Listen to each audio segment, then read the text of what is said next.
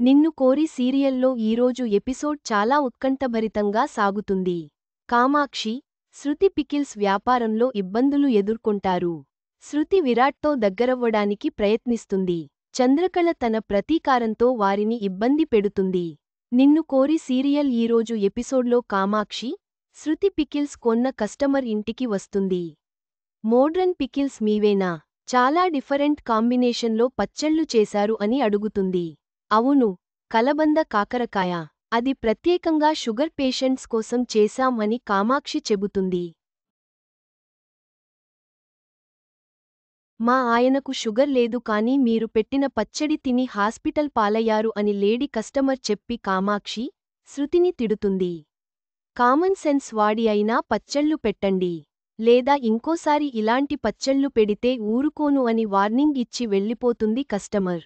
దాంతో ఇక నుంచి అయినా పనికిరాని పచ్చళ్ళు పెట్టి వాళ్లు వీళ్లతో తిట్టించుకోవద్దని శ్యామల అంటుంది. పచ్చళ్ల వ్యాపారం దెబ్బతినడంతో కామాక్షి, శృతి బాధలో ఉంటారు. ఇద్దరు చిరాకు పడుతూ ఉంటారు. ఇంతలో అక్కడికి విరాట్ రావటం విరాట్ని చూసి చంద్రకళ కాఫీ కావాలా బావా అని అడుగుతుంది. దానికి విరాట్ నీ కాఫీ వద్దు నువ్వు వద్దు అని చెప్పి వెళ్ళిపోతాడు. ఈ క్రమంలో శృతికి ఒక ఐడియా వస్తుంది. విరాట్ బావతో నేను దగ్గరగా మూవ్ అయితే చంద్రకళకి నచ్చదు కాబట్టి దానికి చిరాకు పుట్టిస్తాను అని విరాట్కి దగ్గర అవటానికి కింద పడినట్లు యాక్ట్ చేస్తుంది శృతి.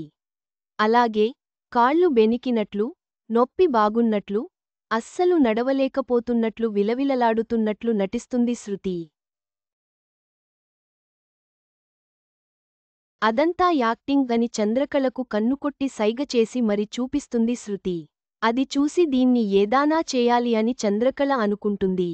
తర్వాత శృతిని ఎత్తుకుని బెడ్ మీద పడుకోబెడతాడు. నా కాలికి ఏదైనా పెయిన్ బామ్ రాయి బావా అని విరాట్ను శృతి అడుగుతుంది.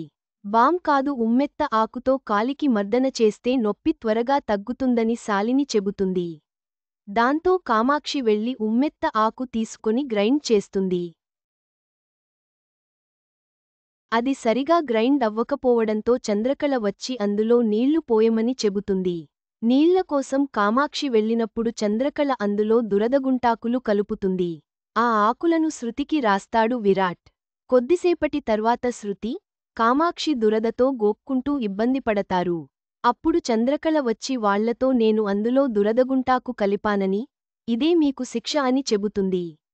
దాంతో ఇద్దరూ షాక్ అయిపోయి దురదతో ఏడుస్తుంటారు. ఆ తర్వాత చంద్రకళ రఘురాం దగ్గరికి వస్తుంది. తన ఆవేదన చెప్పుకుంటుంది. దానికి రఘురాం కళ్ళు చెమ్మగిల్లుతాయి. ఈలోపు అక్కడికి శ్యామల వస్తుంది. మన మాటలు మామయ్య వింటున్నాడని చంద్రకళ చెపుతుంది.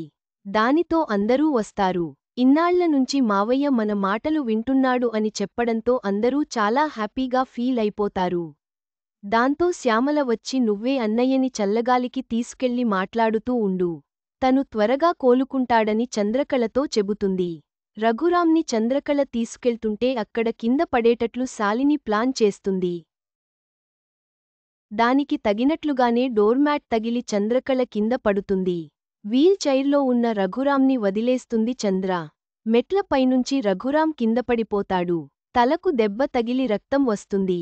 అది చూసిన ఇంట్లో వాళ్లందరూ చంద్రకళనే కావాలని పడేసింది అన్నట్టు నానా మాటలు అని తిడతారు. వెంటనే క్రాంతి ఫోన్ చేసి ఆయుర్వేద డాక్టర్ను పిలుస్తాడు.